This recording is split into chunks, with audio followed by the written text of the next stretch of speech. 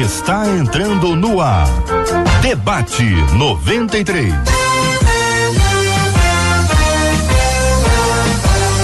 Realização 93 FM. Um oferecimento Pleno News. Notícias de verdade. Apresentação Gilberto Ribeiro. Bom dia para você. Vamos juntos de agora em diante com o Debate 93. Seja uma manhã abençoada para você, seja um tempo de esclarecimento. Temos aqui temas interessantes. Pelo visto, não sei se a gente dá conta aqui de liberar todos, mas pelo menos um ou dois a gente vai estar falando. Eu convido você para que juntos possamos estar aprendendo um pouco mais da palavra de Deus com essa mesa maravilhosa aqui diante de nós. Tanto conhecimento e, acima disso tudo, coração para Deus, né? Marcela Bastos chegando, conversando aqui com a gente. Marcela, um bom dia para você, minha amiga. Bom dia, meu amigo Gilberto. Bom dia aos nossos debatedores, aos nossos ouvintes, que agora são mais do que ouvintes, aqueles que também podem nos assistir. São espectadores. São espectadores, gente. Dá tchauzinho ali aos nossos debatedores. Para você que tá ouvindo a gente de repente ainda de carona nesse feriadão em casa, corre pro Facebook, você vai conhecer Gilberto Ribeiro com imagens, vai conhecer os nossos debatedores e vai acompanhar o debate inteirinho pelo Facebook. E qual é a vantagem? Tenho sempre dito aqui, o que é bom a gente compartilha. No final, você compartilha nas suas redes sociais, a gente nunca imagina quem a gente pode estar alcançando. Sim. Talvez a pessoa não tenha ideia, não vou ouvir, não vê, mas você compartilhou, ela clica lá, ela veio a palavra de Deus, entrou e abençoou, e você está multiplicando a palavra de Deus. O nosso WhatsApp, 96803-8319, você participa por ele, dando sua opinião no programa de hoje, que aliás está quente. Se eu fosse você, não perdia, ficava acompanhando a gente o tempo inteiro, mas só pelo WhatsApp você vai mandar parabéns para o seu pastor, sua pastora e sua igreja. Manda que ao final a gente vai orar aqui, né, Gil? É verdade, é verdade. 11h06.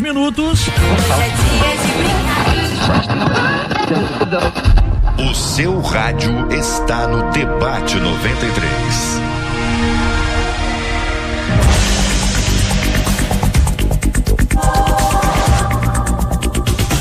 O primeiro tema de hoje é o seguinte.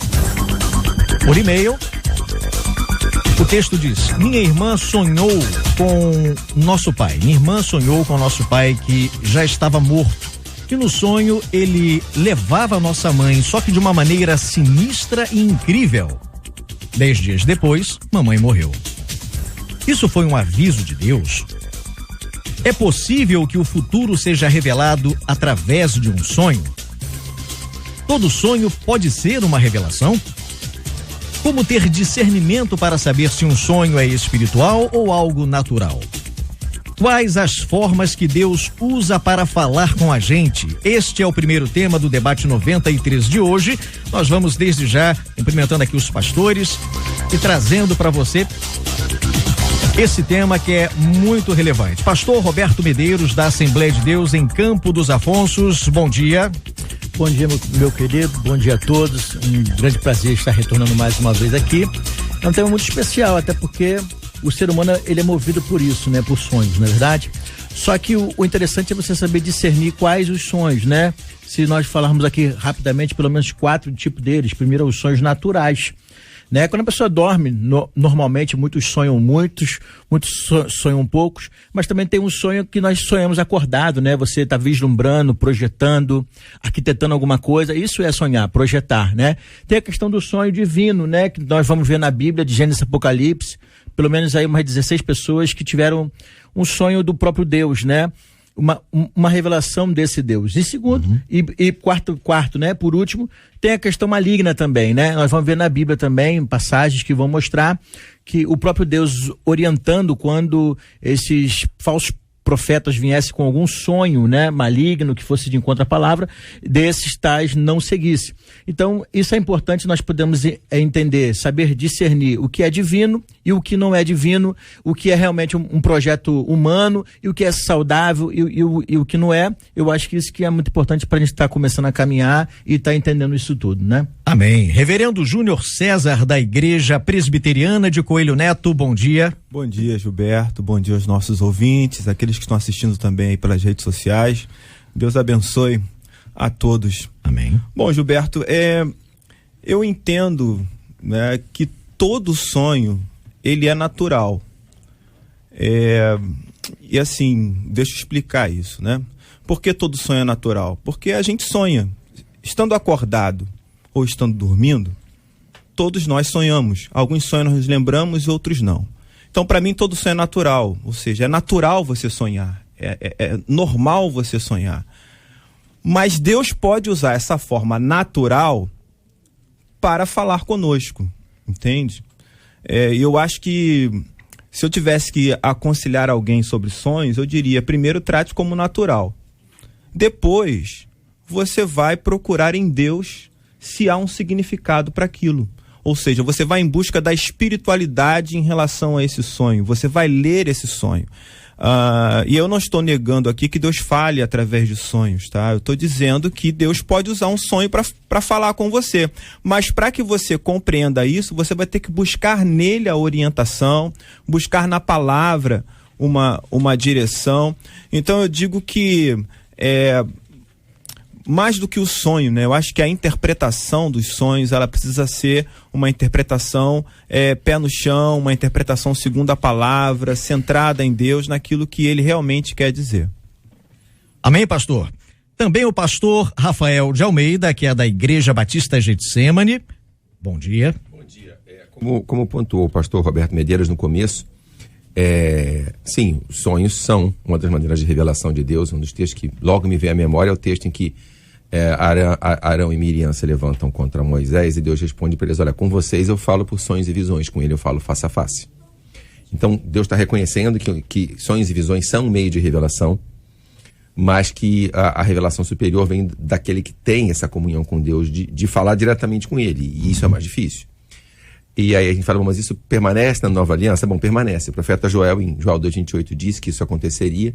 E quando o Espírito Santo é derramado em Pentecostes, uma das coisas que o apóstolo Pedro disse no sonho, uma das coisas que ele fez foi citar o profeta Joel: e acontecerá nos últimos dias, diz o Senhor, que derramarei de meu Espírito sobre a vossa carne, vossos filhos e vossas filhas profetizarão, vossos jovens terão visões e sonharão os vossos velhos. Ele não está falando aqui do sonho acordado, eu já vi a pessoa interpretar. Não, ele está falando de profecia, sonho e visão. Está citando 3 meios de revelação sobrenatural de Deus, que não seriam mais privilégios de poucos, mas derramados sobre toda a carne. Então, sim, como citou o reverendo Júnior César, existe o sonho natural. O sonho natural é a sua mente organizando as memórias, e isso acontece de maneira figurada, imaginativa. É um processo em que o corpo transforma a memória do dia, que é elétrica, que é a memória temporária, em memória permanente, que é a memória química. Esse processo gera o sonho. Mesmo quando você não lembra, você sonha. Mas existe nesse contexto, nessa hora de semiconsciência, Deus fala e às vezes o inimigo também fala. Então nem todo sonho sobrenatural é de Deus. É preciso pontuar. E aí entra, já fechando, que a gente tem que observar e entrar em oração quando parece que é uma revelação, porque às vezes é só sonho mesmo. Ok, obrigado, pastor. Também a pastora Cíntia Louvice, é assim que fala o sobrenome, pastora? Tá certo. Pastora Cíntia Louvice, da Igreja Aliança Church, na Ilha do Governador. Seja bem-vinda, bom dia. Bom dia a todos, amigos aqui da mesa, bom dia, queridos ouvintes. Esse tema é muito bom porque todo mundo sonha, né? Então todo mundo tem uma experiência, já teve experiência, já passou ou está passando por experiências de sonhos. Como o pastor que me antecedeu, ele falou muito bem, todos os dias a gente sonha, a gente lembra ou não lembra. Enquanto a gente está dormindo, o nosso inconsciente ele continua trabalhando e ele trabalha com nossos sentimentos, medos, emoções, memórias, com tudo isso. Então a gente precisa saber que existem sonhos que vêm de Deus, existem sonhos espirituais que vêm de Satanás e existem sonhos naturais que são do nosso dia a dia. A gente chama até de lixo diários, que a gente vai sonhando com coisas. Então assim, a gente precisa tomar cuidado porque as pessoas sonham com caixão. Eu sonho com caixão é morte. Sonhei com cobra é traição. Sonhei com piolho é não sei o que. Sonhei com mulher grávida. Então a gente precisa ter esse discernimento para começar a entender, peraí, Esse sonho é o quê? É sonho meu, natural, das minhas memórias diárias? É um sonho de Deus ou é um sonho, né? Que nós temos batalhas espirituais através dos nossos sonhos também. Então a gente precisa pedir a Deus, ora, porque às vezes a gente tem um sonho, a gente já leva pro irmão. Irmão, já sonhei com você essa noite. E às vezes aquilo é algo nosso mesmo, é natural. Então eu quero deixar aqui, né, para os nossos irmãos, ora, pede a Deus, pede discernimento espiritual, né, para a gente poder entender de que tipo é esse sonho. Amém. Eu vou aproveitar aqui e trazer dois textos pelo nosso WhatsApp. Você que está acompanhando o nosso debate 93, você pode deixar a sua dúvida, coloca o coração, ok? E a gente com certeza, na medida do possível, a gente vai aqui colocando para todos. E aproveitando esse momento, eu quero trazer aqui de volta essa questão do discernimento. É um senso comum que nós precisamos ter o discernimento, mas como ter esse discernimento? Eu tenho aqui um zap de uma irmã. Ela diz o seguinte: eu tive um sonho que a minha filha mais velha morria de acidente de moto e depois de 2 anos ela morreu de acidente de moto e hoje já tem 7 anos que isso aconteceu. Pois é. Aí uma outra irmã coloca aqui o seguinte: olha, bom dia, estou ouvindo o debate e gostaria de saber se é errado. Vou fazer a questão de frisar isso aqui, tá? Até por conta da colocação que eu fiz sobre discernimento. Como ter discernimento? As pessoas não têm, elas não sabem para onde correr. Aí a gente encontra aqui uma colocação como essa: estou ouvindo o debate, gostaria de saber se é errado, depois de sonhar, a pessoa pesquisar no Google o que significa o sonho. A gente acha engraçado, mas a dúvida da irmã é pertinente. E aí, como é que a gente lida com isso? Pastorzão, tem um texto em Gênesis 40, verso 8, que os dois copeiros, que o copeiro e o padeiro estavam intrigados com essa questão do sonho, né? José, ele vai perceber que eles estão tristes e aí ele vai dizer assim, ó, pode me contar, porventura não é Deus, né, que dá as interpretações, né? Tudo pertence a Deus. Então, como saber se meu sonho é divino, não é, se é só um sonho natural, normal? Primeira coisa, oração, né? A Bíblia diz que se você orar, na verdade, Deus nos responde, Deus atende, então primeiro tem que orar. Segundo, lógico, vai para a palavra, vai para a Bíblia. A Bíblia é o nosso manual, a Bíblia é o nosso norte. Terceiro, discernimento espiritual. Você tem que entender o seguinte: está escrito na Bíblia, ou estou, né, achando que está. Tem gente que diz que está quando não está. Então, discernimento espiritual é tudo. Agora, tem que tomar o cuidado do seguinte, porque Deus pode falar conosco através de um sonho, sim, de discernir o futuro, lógico que sim. Se você for olhar para o pai de Jesus, né, o pai adotivo que era José, você vai perceber que quando ele foi se casar com Maria, Deus falou com ele em sonho. Quando ele teve que ir para o Egito, Deus falou com ele em sonho. Quando teve que voltar, Deus falou com ele em sonho. Então Deus fala conosco através dos sonhos, sim, mas primeiro, não se esqueça, Deus fala através da sua palavra. Vá para a Bíblia, que com certeza você vai ter um norte muito melhor e maior. Né? Amém. Gilberto, eu vou sintetizar o que o pastor Roberto falou num procedimento só. Centrar a vida em Deus todos os dias. Sonhei, então vou buscar um entendimento, vou buscar discernimento. Não, você tem que centrar a sua vida em Deus todos os dias.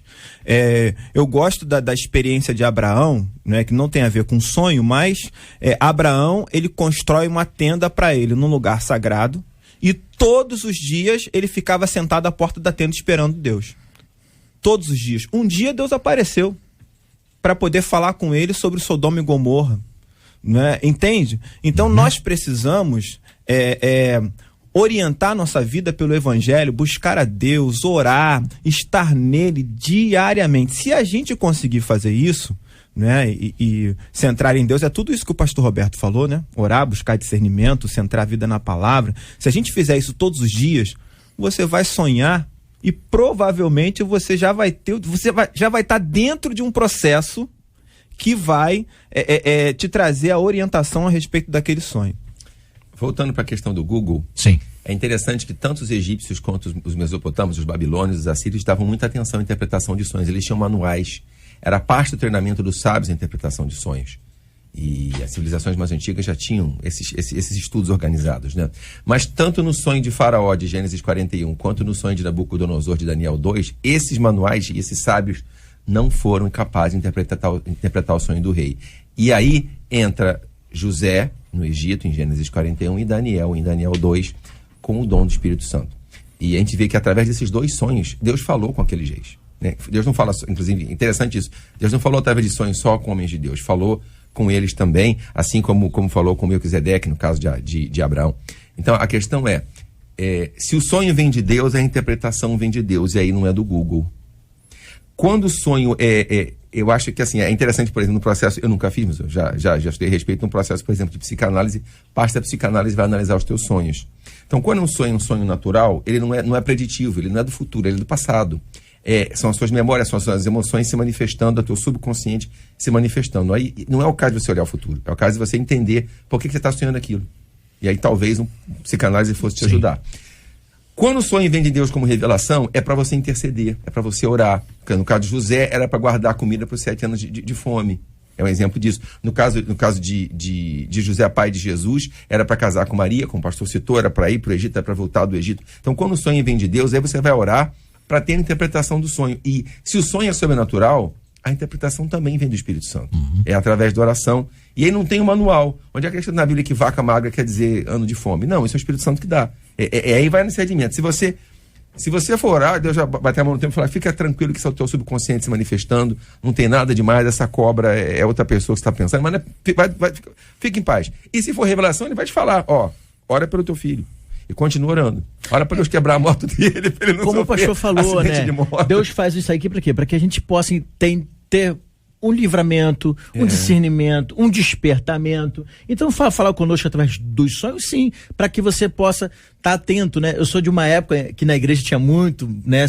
Tinha muito mais disso, né? Então, era muito comum as pessoas, procura a irmã fulana, que Deus usa muito ela nisso. Então tinha muito essa questão aí, quando via assim, não, vai lá que ela vai te dar a interpretação, mas irmãos, hoje qualquer um, porque nós temos o Espírito Santo, então ore a Deus, e Deus com certeza vai te dar o discernimento, vai te mostrar se aquilo é um livramento, se aquilo é um despertamento, ou seja que for, Deus está no controle, né?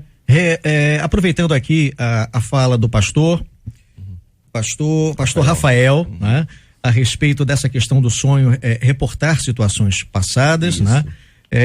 Tem um zap aqui, um WhatsApp de uma irmã dizendo o seguinte: Deus é maravilhoso, sempre fala conosco através do debate.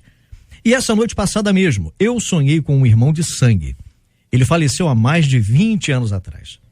E eu sonhei com ele jovem, como ele era no sonho que eu dizia que ele vinha me visitar. Somente eu conseguia vê-lo. Não creio que isso seja algo de Deus, pois quem já morreu jamais voltará. Mas em sonho, pode voltar? Cai naquilo que o senhor mesmo comentou a respeito de memórias, né? Sonhos que reportam situações lá de trás, né? E a pessoa vai buscando na mente. O mundo dos sonhos é um mundo simbólico, né? É um mundo de emoções, não é um mundo exato. Por exemplo, o fato dessa irmã que escreveu a carta ter visto o pai no sonho, não significa que o pai voltou. O pai para ela é uma figura de autoridade, né? A cabeça dela organizou essa memória de maneira simbólica. Mesma coisa do irmão. Por que ela sonhou com o irmão jovem? Ela reviveu a lembrança do irmão jovem de que ela tinha saudade.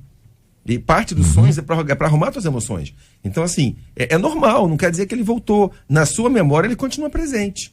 E você não tem que se sentir culpado. Você não tem que se sentir culpado pelo que você sonha. Eu tive um sonho, eu vou pedir perdão a Deus. Não, você tem que, tudo bem, vai estudar essas emoções para ver por que você está sonhando isso. Vai tentar entender onde é que está o teu desejo, onde é que está a tua mágoa. Mas a se sentir culpado pelo sonho, o sonho é involuntário. Não é uma coisa que você controla. Às vezes a gente está num processo terapêutico, Deus está tratando de nós e a gente não percebe, né? Eu perdi meu segundo filho com 6 meses de gravidez. Passei por todo o processo de certidão de óbito, sepultamento. Foi uma fase assim terrível, né? E uma fase que na época eu não podia chorar muito, porque a minha esposa estava muito abalada, né? Era menino, tenho 3 meninas, na época eu tinha uma, e era o filho que a gente tanto queria. Mas não se concretizou isso. Muitos anos se passaram. E eu tive um sonho que eu estava brincando com uma criança num lugar muito bonito. E brinquei o dia inteiro com aquela criança, e quando chegou no final era hora de me despedir. E eu tive a sensação que eu estava brincando comigo mesmo, sabe?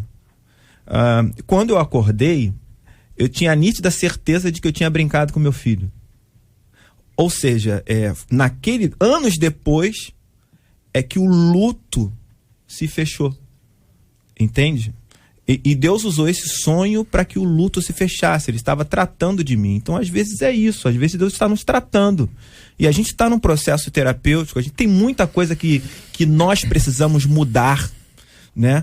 Quanto mais a gente se aproxima de Deus, mais a gente tem conhecimento de si mesmo. Isso é maravilhoso, né? Reverendo Júnior César, deixa eu aproveitar aqui a fala do senhor e trazer aqui um texto de uma irmã. Eu queria muito perguntar aos debatedores. Eu não costumo ter sonhos bons. Só tenho sonhos ruins e quase sempre com pessoas me perseguindo e às vezes acordo muito assustada como se fosse realidade. E o que dizer para essa irmã? Os sonhos, como nós falamos aqui, é uma mistura de sentimentos e emoções. E como o pastor falou, né, sobre a psicanálise, entendo um pouquinho por ser psicóloga. Então, assim, os sonhos, ele é a manifestação do nosso inconsciente, desse subconsciente. A gente começa a manifestá-lo.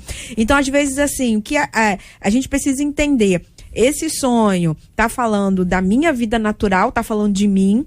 O pastor contou aqui bem sobre o reverendo, sobre uma experiência de Deus, que Deus tratou com ele, precisou Deus tratar com ele através desse sonho para ele fechar o luto, para ele fazer o luto desse filho. E Deus, ele trabalha de multiformas. E até essa irmã que falou sobre o Google, a gente limita Deus, né? Falando que Deus vai ser que eu vou procurar no Google. E Deus, ele é amplo. E outra coisa, os nossos ouvintes, eles precisam entender. Se for um sonho de Deus, como essa acabou de falar aí, que acontece, Deus vai te trazer a revelação, Deus vai te mostrar, Deus vai criar meios, Deus vai trazer uma pessoa de um lugar, Deus vai falar com você através de qualquer outra coisa, para poder te revelar aquele sonho, porque senão a gente está limitando Deus. Deus me dá um sonho e eu me viro, eu tenho que me virar para poder buscar no Google, buscar um livro de sonhos e alguma outra coisa. Não, Deus vai nos mostrando, Deus vai dando o discernimento. Agora, tem pessoas que realmente têm dom e sonham mesmo, tem dom de revelação de sonhos, tem dom, Deus fala muito com pessoas através de sonhos. Então essas pessoas precisam pedir a Deus, Senhor, me dá discernimento espiritual para eu poder entender esse sonho e por que muitas vezes ele acontece. Pastora, o ouvinte aqui pergunta pra gente o seguinte: Deus nos dá hoje, nos dias atuais, esse dom de revelação de sonhos, como deu esse dom a José? Sim, claro. O mesmo Deus que agia lá no Gênesis, que agiu de Gênesis a Apocalipse, é o mesmo Deus que age hoje. É o mesmo Deus que derrama dons do mesmo jeito para José, para outros homens, como Paulo ali. Deus deu um sonho para o apóstolo Paulo, que era para ele pregar, para ele voltar e pregar na Macedônia. Sim, o que ele fez? Foi lá e pregou. Então, assim, é o mesmo Deus que deu esse dom, que derramou esse dom sobre José, sobre Daniel, né, ali com Nabucodonosor, é o mesmo Deus que derrama sobre nós hoje. Na verdade, a diferença é que o próprio profeta Joel anunciou que agora seria sobre toda a carne, não sobre Exatamente. Poucos. Na verdade, não apenas faz, como se multiplicou a operação do Espírito Santo. Eu queria aproveitar que a pastora Cíntia é psicóloga também, ela estava quietinha, quase que a gente fala besteira aqui, uma psicóloga do lado, mas de perigo. Assim, a impressão que eu tenho, essa irmã que falou que sempre sonha coisa ruim, me parece que ela está acumulando emoções ruins. Assim como uma pessoa que sempre tem sonhos eróticos, está acumulando sensualidade mal resolvida. Eu acho que quando a pessoa tem alguma coisa recorrente no sonho, é uma boa pista de que ela precisa fazer terapia. Por exemplo, eu sou da área da educação, né? Então você vê que tem muitas crianças que ficam tendo pesadelos à noite, Sim. né? Por quê? Porque está sofrendo algum trauma na família, na escola, está perseguindo a questão do bullying e tal. Então, assim, realmente os sonhos são acúmulos de coisas positivas ou negativas, né? Quando você dorme, amanhã você vai ter um passeio, né? A criança está tão animada, ou aquele adulto, às vezes ele fica sonhando com aquilo ali, não é verdade? Então, o cuidado que deve se ter é realmente procurar um tratamento de um profissional, orar a Deus, uma orientação espiritual, porque senão você vai se rotular, não, eu só sonho coisa que não presta, ou então você precisa tratar realmente essas suas emoções, porque senão você vai começar a se rotular, dizendo, não, eu não sonho coisa boa, meu futuro é ruim, né? Então tem que tomar muito esse cuidado aí, né? Essa expressão, tratar as emoções, para mim é muito significativa, né? Porque na maioria das vezes a gente fica na superfície em relação ao evangelho. A gente trata de questões espirituais da nossa vida e não das emocionais, sabe? Aquelas coisas que deveriam mexer no nosso caráter mesmo, lá dentro, que está oculto, a gente não mexe, né? A gente passa a orar, a gente passa a ler a Bíblia, a gente trata de questões que não são tão profundas, mas sei lá, vamos tratar da mentira, vamos tratar de questões de caráter, vamos tratar de questões que nós não resolvemos, familiares, sabe? Eu acho que a gente não deixa muito Deus entrar nessas áreas, não. A gente só fala com Deus em oração o que é superficial. A gente não se acostumou muito a gritar, a clamar, né? A gente usa a palavra clamar, mas a nossa oração nem sempre é como o grito de um corvo no meio do vale, né? Que vem de dentro mesmo para explodir, sabe? E enquanto isso não acontecer, né, eu acho que o tratamento que Deus está fazendo em nossa vida, ele não vai se efetivar completamente. Será que realmente a gente acredita, de fato, que o evangelho é capaz de curar a nossa vida, a nossa alma, né, o nosso ser, no mais íntimo? Será que a gente acredita nisso de fato? Né? Porque se a gente acreditasse, a gente ia começar a colocar as verdades na mesa diante de Deus para que ele pudesse tratar. Temos aqui ainda uma colocação de uma ouvinte dizendo o seguinte: bom dia, uma noite meu esposo sonhou com um lago negro. Repreendemos. No dia seguinte, ele sofreu um acidente de carro voltando do trabalho. O carro capotou, deu perda total. O carro estava de frente a um lago negro, o mesmo do sonho dele. Todos que passavam lá perguntavam quantas vítimas tinha sido. Mas Deus é fiel, já o havia livrado da morte. Ele não sofreu nada, apenas um corte no dedo quando tentava sair do carro, que ficou de cabeça para baixo. Ela diz aqui, Deus é fiel. Pode ser isso aqui uma forma de Deus estar avisando ao irmão? Sim, lógico. É como nós falamos, né? Se você for na Bíblia, tem diversos personagens que Deus estava revelando o futuro. Para quê? Para dar um livramento, um escape. Então, o certo é o que eles fizeram, né? A Bíblia diz que as bênçãos do nosso Deus não causam dores, né? Então você sonhou alguma coisa, sentiu algo ruim, você vai orar, peça a Deus, Senhor, me livra, me guarda, me proteja, me dê um livramento, Senhor, que eu possa estar sensível à sua voz. Então assim, sonhou com algo que realmente trouxe algum desconforto, alguma coisa ruim, peça a Deus, ora a Deus, porque ele dá escape, ele dá livramento. Agora, Deus te mostrou em sonho, aí você fez ouvido de mercador, né? Você não quis nem saber. Então, assim, a primeira coisa sempre é orar, pedir a Deus um discernimento espiritual. E com certeza, se você orar, a Bíblia diz que ele sonda e conhece o nosso coração. Então, o maior psicólogo do universo chama-se Espírito Santo de Deus. Amém. Então, ele conhece, ele te sonda e ele pode te despertar. Então, por isso é importante nós tentarmos entender, não espiritualizar tudo, até porque a Bíblia nos chama de espirituais, mas não espiritualista, né? Você sonhou alguma coisa, te trouxe um desconforto, vai orar a Deus, peça a ele. Agora, você sonhou alguma coisa, se sentiu bem, ore do mesmo jeito, porque tanto bênção quanto problemas Deus revela através de sonhos, né? Amém. Vamos seguindo então. Estamos juntos no Debate 93. Aproveita e lembra você. Fale com a 93 pelo WhatsApp 96803-8319. 96803-8319. Você pode aproveitar, vir deixando as suas colocações, suas dúvidas para a mesa de debate nesta manhã. Gente, olha, nesse último domingo, durante o feriado de carnaval, a Folha de São Paulo publicou uma matéria cujo tema era crentefobia. O jornal escreveu : abre aspas, afinal, a crentefobia no Brasil? Vira e mexe apontado como disseminador de intolerância, o segmento evangélico se vê agora na outra ponta dessa lança. Seriam eles também alvo de rejeição apenas por seguirem essa fé? Fecha aspas, termina a fala do jornal. E aí a gente aqui do Debate 93 pergunta, e você o que é que acha? Você acha que existe uma crentefobia? O que as perseguições à nossa fé representam e o que é que a Bíblia nos orienta? Como devem se comportar os filhos da luz diante disso? E vamos citar a passagem de 1 Pedro, capítulo 4, 12 e 16, que diz assim: amados, não se surpreendam com o fogo que surge entre vocês para prová-los, como se algo estranho estivesse acontecendo. mas alegrem-se à medida que participam dos sofrimentos de Cristo, para que também, quando a sua glória for revelada, vocês exultem com grande alegria.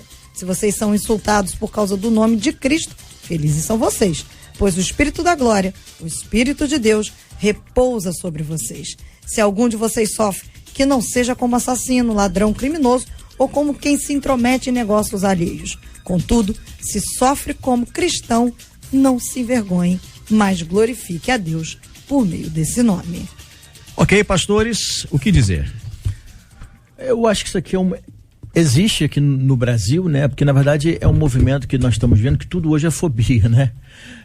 Então assim, eu acho que estão querendo mostrar também que assim como aqueles que estão do outro lado estão se sentindo perseguidos, apontados, caluniados, nós também estamos também, né? Porque se existe uma liberdade de expressão, então você também pode se expressar, desde que você não ofenda o A, o B, o C, mas você pode expressar a sua opinião. Eu não gosto do amarelo, do cor de abóbora, né? Então nós queremos mostrar, eu acho que a matéria quer mostrar, que não só aquele lado lá se sente reprimido, né? Nós também, porque às vezes você dizer alguma coisa que é a sua fé, que é a sua crença, parece que você está maltratando alguém, parece que você está falando algo que está denegrindo alguém. Quando fala, não, eu sou servo de Deus, eu sou cristão, e você não gosta de...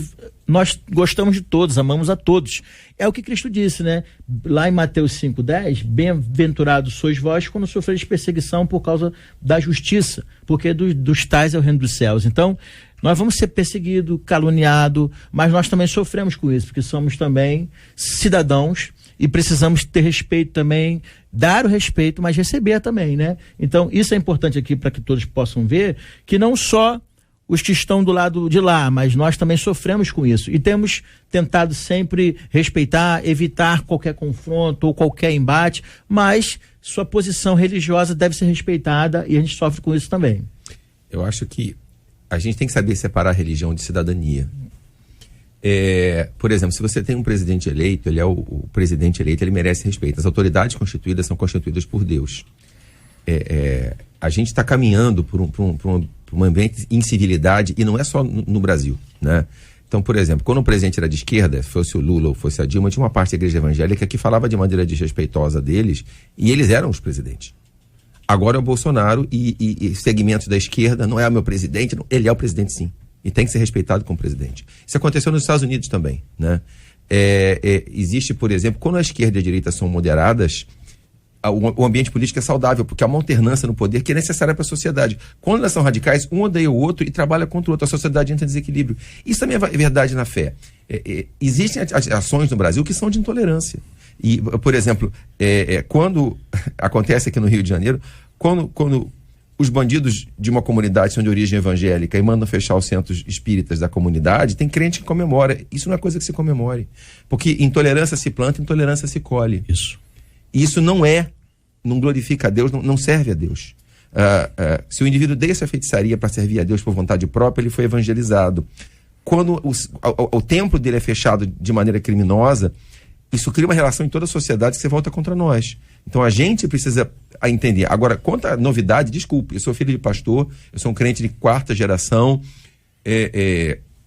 Os missionários, na época do meu bisavô, eram presos porque pregavam o evangelho em cidade de maioria católica. Não podia, mas eles eram presos, que o padre mandava mais do que o prefeito. E meu avô teve que fugir da igreja para não ser linchado. Meu bisavô, perdão, teve que fugir da igreja para não ser linchado. Eu sofri preconceito por ser, numa época, ser evangélico, numa época, eu tenho 49 anos, numa época que a gente era minoria, debocharam de mim na escola, eu sofri bullying por ser crente. Então isso para mim não é novidade. A gente talvez tenha tido um tempo de calmaria e achou que ia ser assim para sempre. Perseguição a gente sempre sofreu. Talvez agora a pressão esteja maior porque a gente está caminhando para se tornar a maioria. Os segmentos que são contra a igreja evangélica sabem do nosso peso social, sabem do nosso peso político, estão querendo segurar o crescimento, porque eles sabem que daqui a 10, 20 anos a gente vai ser a maioria. Os católicos hoje são mais católicos, são mais cristãos, e aí esses segmentos ateus e que promovem todo tipo de perversão vão se ver numa situação difícil. Eu gostaria de trazer uma observação aqui, ela meio que tangencia o tema, mas ela é pertinente. Eu até coloquei aqui, quem tem controle quem tem controle sobre a narrativa conduz a percepção das massas. Isso é um fato, todo jornalista sabe disso, e não se brinca com isso, né? Então você pega uma sociedade, o que acontece aqui, o jornal, Folha de São Paulo, no que ela coloca na matéria, afinal, a crentefobia no Brasil, vira e mexe apontado como disseminador de intolerância, vai se colocando uma ênfase numa história como se aquilo ali fosse uma realidade, fosse uma verdade. Pode existir um exagero aqui, lá ou acolá, mas é uma forma de você conduzir a percepção tanto da sociedade não cristã, vamos dizer assim, né? As pessoas que não são adeptas a nenhuma religião, quanto aquelas que são, de que existe de fato discriminação porque o povo evangélico, o povo cristão é intolerante. Não é assim. Então, até que ponto a gente assume como realidade, como verdade, essa questão da intolerância? Gente, é como o pastor mesmo já comentou, o pastor falou que isso já existe há décadas. Essa questão da intolerância religiosa, e não é uma questão com o evangélico, ou com o católico, ou com o espírita, com tudo que é segmento. É uma questão, e aí eu vou falar não de forma pensando no cargo político, né, mas é uma questão de quem está no poder. É uma questão de quem é dominante. O cristianismo é a religião dominante. Ele é. A sociedade, vamos falar de Brasil simplesmente, né? Mas isso faz dela intolerante? Veja bem, deixa eu concluir. A sociedade brasileira, ela é marcadamente judaico-cristã. A cultura brasileira, ela é diversa, mas a cultura dominante, ela é judaico-cristã. E nós vivemos uma época de afirmação das chamadas minorias. Então, as minorias vão dizer que a maioria é intolerante. Entende? Eu não estou dizendo que é. O discurso é esse. Por quê? Porque você precisa validar o pensamento da minoria. Então, essa ideia de você estar lutando contra alguém. Entende? Você está lutando para se impor. E só acontece por causa do jogo democrático. Sim, então. Mas imposição não é democracia, entende? A liberdade que eu quis dizer. Para você se expressar sendo minoria. Mas as pessoas entendem o seguinte: tentar me impor como minoria significa não é imposição, é negociação. Sim. É troca. Né? Assim como o que eu chamei de dominante, não pode dominar no sentido de oprimir. Né? Então, a gente vive esse momento, aí ampliando, a gente vive esse momento no mundo. Né? Se você pensa diferente de mim, você é intolerante. Se você está de acordo com a maioria, você está contra a minoria. Percebe? E aqui você é fascista, né? Eu discordo do pastor, então eu sou fascista, eu sou nazista, eu sou um monte de istas por aí. Então, aí a gente precisa entender que, historicamente, né? Historicamente, vamos lá, do século I para cá, nós tivemos várias fases, né? Então a gente teve fases de que os cristãos, eles eram perseguidos. Mas aí, gradativamente, o cristianismo ele se torna uma religião oficial dentro de um mundo maior. Aí ele se torna um perseguidor. Né? O judeu vai sofrer muito com isso. Né? A mesa vira e ele sofre. Ele é perseguido pelos cristãos, né? Ele sofre muito com isso. O paganismo acaba se ajustando, mas os judaísmos... Então, quer dizer, esse jogo, ele existe há muito tempo. A questão principal para nós, né, que estamos dentro desse universo, é pensar como Jesus agiria em meio a tudo isso. O que ele nos orienta, né? Que há esse embate? Né? Às vezes se torna um combate? Sim. Agora, como nós devemos agir? Bom, Jesus diz que nós temos que amar os nossos inimigos, orar por aqueles que nos perseguem. E ele diz que nós fomos enviados, quando ele envia os discípulos, como ovelhas e não como leões. É como ovelhas no meio dos lobos. Entende? Tá faltando para nós cristãos hoje agir como ovelha. Sabe? Se o teu inimigo ele quiser tomar a tua capa, deixa a túnica também.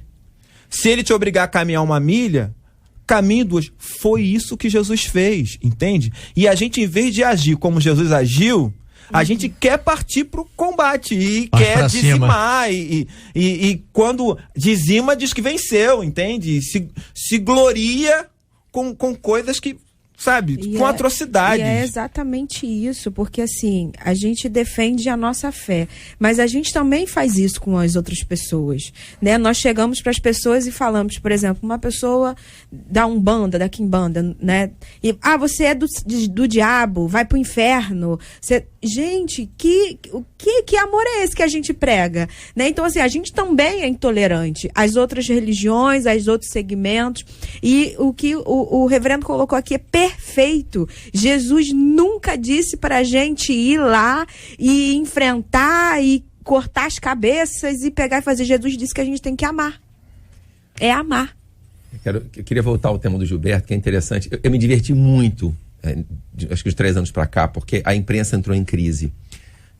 Os grandes meios de comunicação tinham o monopólio da verdade. Todo mundo sentava e assistia o Jornal Nacional e aquilo era verdade. Isso. Né? E isso era assim nos Estados Unidos também, com as grandes redes de televisão, com os grandes jornais. E aí veio a internet. E aí os jornalistas entraram em crise. A era da pós-verdade. Não é pós-verdade, é múltiplas verdades. Porque a verdade é sempre uma interpretação da realidade. A sua verdade é diferente da minha, a sua narrativa é diferente da minha. É isso aí. E de repente... Acabou-se a verticalização da informação. Né? Acabou. Então, você vê a crise da Rede Globo, da Folha de São Paulo, e aí você tem movimentos como foi esse de São Paulo, Globo Lixo, atacando. Mas por quê? Não é que eles não sejam meios legítimos, é que eles tomaram posições ideológicas. E quando você se posiciona, eu ainda gostaria de que os meios de comunicação fossem mais isentos. Eu ainda preferia ver que eles pelo menos tentassem, porque quando o meio de comunicação se posiciona, quando você se posiciona, você exclui. Se você se posiciona à esquerda, você exclui a direita e vice-versa.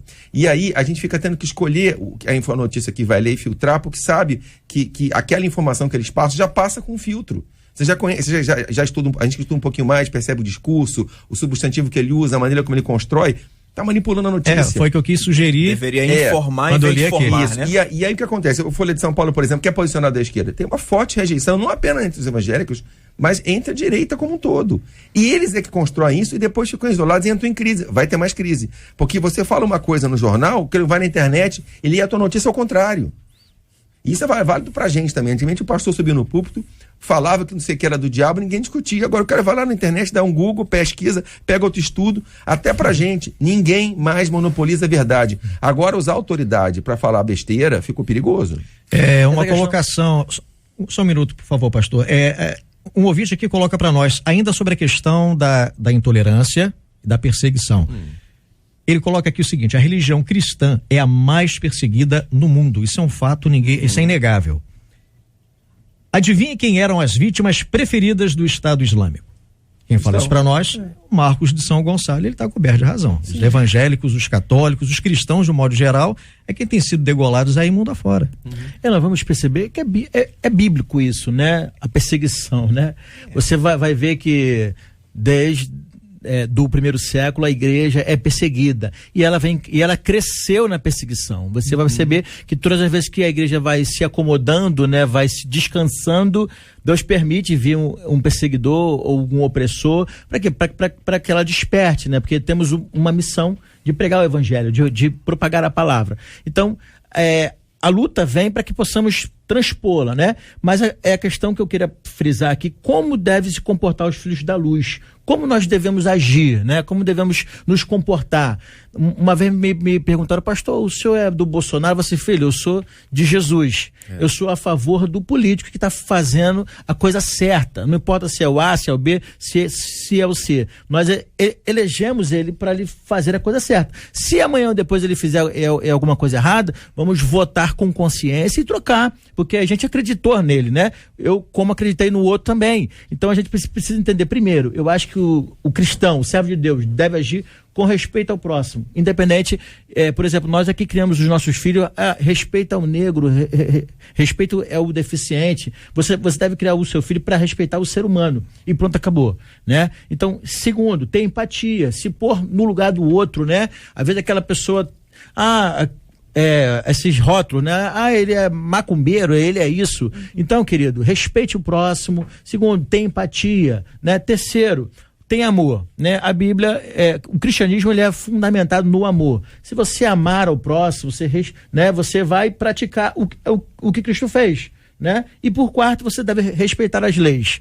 Porque não adianta, irmãos, tem gente que quer derrubar os terreiros, quer fazer não sei o quê, depredar a igreja, invadir cultos. Existem leis para isso, né? Existe um Estado constituído, normas, crimes que as pessoas cometem, só que tem pastores que às vezes incitam, tem líderes espirituais que incitam. Então, assim, respeite as leis constituídas, porque senão você vai causar um escândalo para a própria igreja. Nós estamos aqui para respeitar as autoridades constituídas, porque ela vem de Deus e pronto, acabou. Então, assim, como se comportar? Se você fizer isso, você vai perceber que você vai ter uma vida melhor. O problema é que nós, em nome da nossa fé, queremos atropelar tudo e todos, né?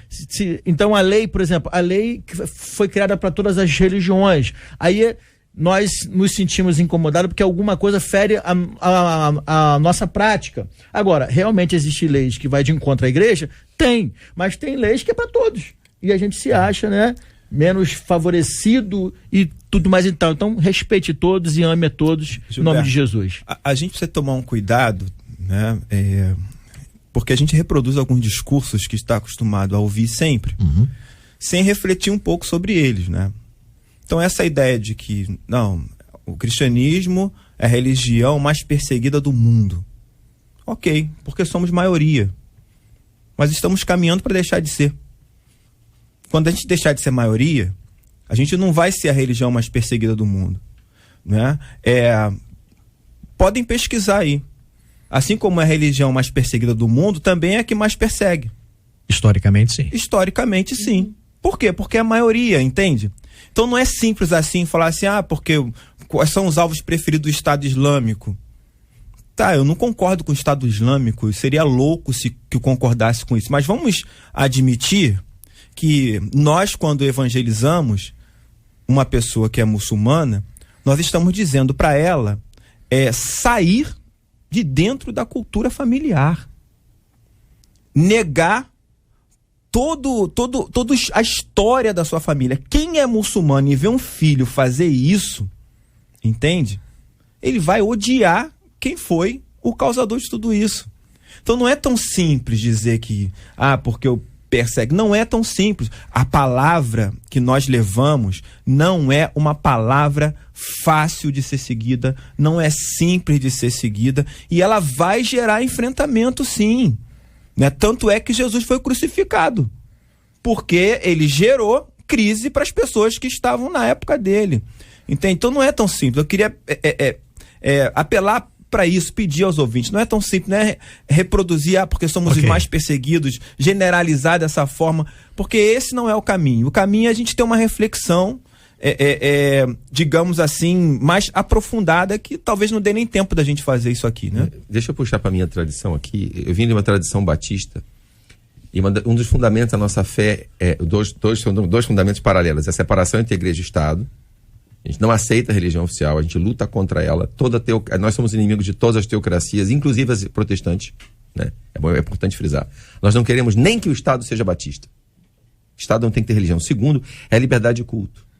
Então, quando a gente tolera o cerceamento da liberdade de consciência, a gente está criando uma arma que vai se voltar contra nós. Então, assim, pastor, eu vou falar com toda clareza.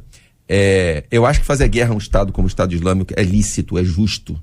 Sim, enquanto Estado, né? Sim. Enquanto Estado. Os muçulmanos havia uma tradição secularista no Islã, lugares como a Turquia, que era profundamente secularizado, como boa parte do Egito, em que as pessoas eram muçulmanas, mas eram muçulmanas numa sociedade pluralista, com liberdade e tal. E há um crescimento de um islamismo radical, um islamismo que segrega, um islamismo que persegue, em que, por exemplo, para a mulher usar o véu deixou de ser uma opção de fé, passou a ser uma obrigação, e aí esse movimento no Islã é perigoso. Mas até aí tudo bem, a opção deles. Quando se torna perseguição, assim como, por exemplo, eu sou contra a perseguição aos cristãos na China, mas também a perseguição aos muçulmanos uigures. Eu tenho que manifestar contra toda a perseguição religiosa. É isso. A perseguição em si, não importa de onde venha. E eu tenho que pregar esse pluralismo. Quer dizer, se algum segmento da sociedade tem medo de entrar numa igreja evangélica e ser discriminado, vou falar claro, se o travesti tem medo de entrar numa igreja evangélica, a gente está fazendo alguma coisa errada.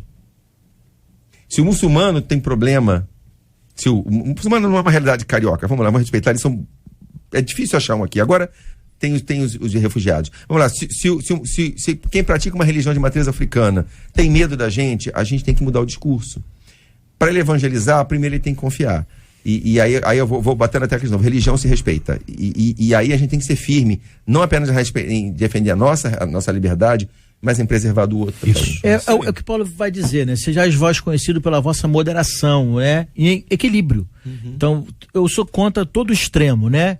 Então, realmente, vai ter momentos que, pela Bíblia, nós iremos numa contracultura, né? Práticas que são lícitas para a lei, né?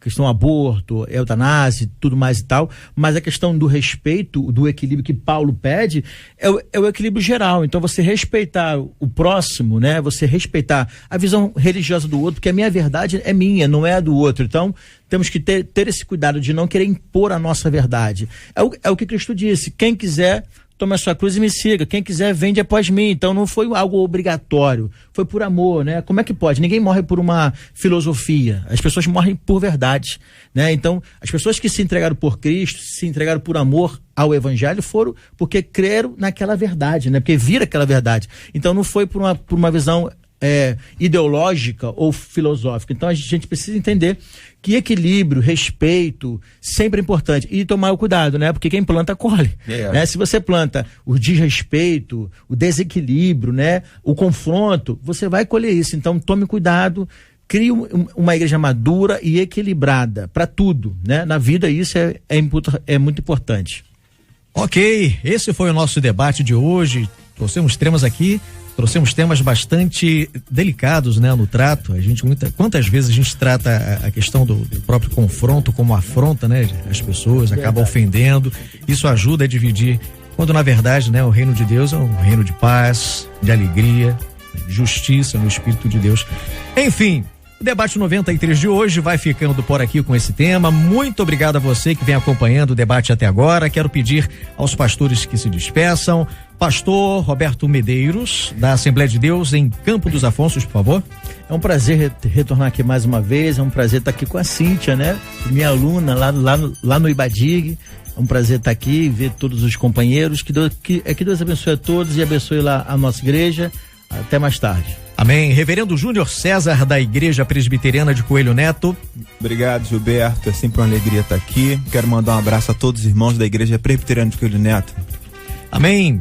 Pastor Rafael de Almeida, da Igreja Batista Getsemane. Quero mandar um abraço para os irmãos da Igreja Batista Getsemane. Nós estamos chegando de um retiro maravilhoso, está todo mundo anestesiado ainda.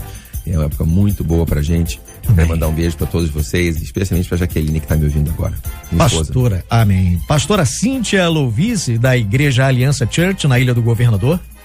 Muito obrigada, foi um prazer meu, pastor Roberto, estar aqui, muito bom. E eu quero mandar um beijo aí para minha obreira ali da igreja que está me acompanhando aqui, a Varley. Um beijo para toda a minha igreja ali, Aliança Church, na Ilha do Governador. Chegamos também de um retiro abençoado. É muito bom estar em comunhão com os nossos irmãos. Amém. Vamos trazer então Marcela Bastos. Tem aniversariantes hoje, né? Quero saber, Marcela. Tem, Juzinho. A gente ainda vai dar parabéns por ontem. E não é só de hoje, né? Tem vários dias aí.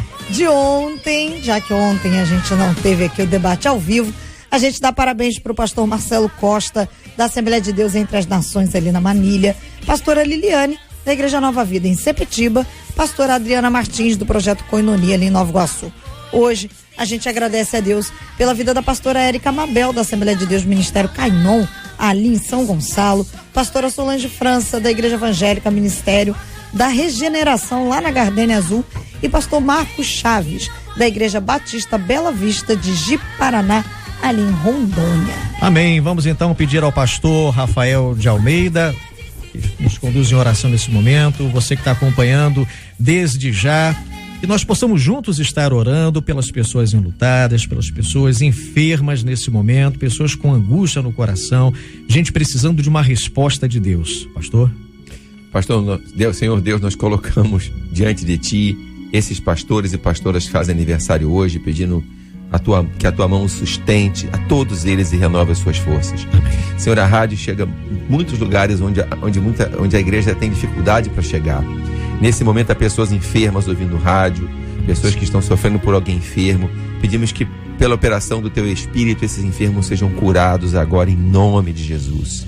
Pedimos pelos que estão agora enlutados, que a consolação do teu Espírito entre nesses corações e que traga paz e que eles fechem o luto, que superem a perda. Sim. Peço pelos encarcerados, ó Deus, que perderam a liberdade, mas estão acompanhando a rádio e recebendo alimento espiritual. Nós os abençoamos, que eles consigam restaurar as suas vidas e ter uma vida reta ao saírem do cárcere. Pedimos por todos os ouvintes que a tua mão esteja sobre eles. Pai, eu aproveito para pedir, guarda o nosso país de mais essa epidemia global. Nós já temos tantas enfermidades aqui. Guarda o nosso país do coronavírus, ó Deus, e protege a nossa nação. Amém. Nós te oramos em nome de Jesus. Amém. Que Deus te abençoe. Você acabou de ouvir Debate 93.